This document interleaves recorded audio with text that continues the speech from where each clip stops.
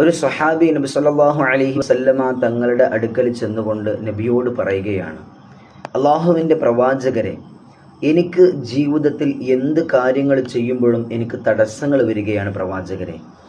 എല്ലാ കാര്യങ്ങൾ ചെയ്യുമ്പോഴും എനിക്ക് തടസ്സങ്ങളാണ് എന്ന് നബി സല്ലല്ലാഹു അലൈഹി വസല്ലമ തങ്ങളോട് പരാതി പറഞ്ഞപ്പോൾ ആരംഭ പൂവായ ത്വാഹ ഹബീബുന മുഹമ്മദ് മുസ്തഫ സല്ലല്ലാഹു അലൈഹി വസല്ലമ തങ്ങൾ അവിടുന്ന് മറുപടി കൊടുക്കുകയാണ്, അങ്ങനെ തടസ്സങ്ങൾ നിനക്ക് നേരിടുന്നു എങ്കിൽ